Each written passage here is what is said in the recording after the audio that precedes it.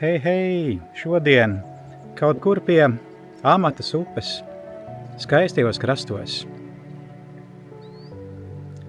Agri vai vēlu, bet viss nostājas savā vietā. Un cilvēki noņem savas maskas, jo ir noguruši tās nesāt.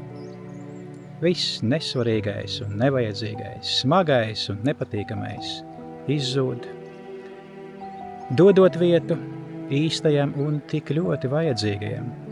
Un tu sāc saprast, ka tam mazumiņam, kas tev jau ir daudz lielāka nozīme nekā tam lielajam, pēc kā tu dzēnies. Tu sāc saprast, ka nevieni meli pasaulē nespēja dāvāt laimi. Tu saproti, ka tava brīvība maksā dārgāk nekā visas pasaules bagātība kopā.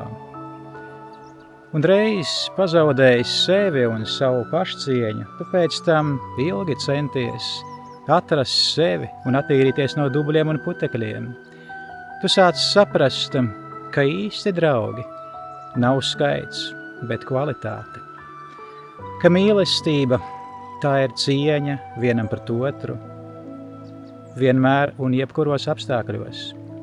Ka Dievs ir debesīs, bet arī tavā sirdī. Un pats galvenais, lai tu justos laimīgs. Bet no kā sastāvēs tava laime?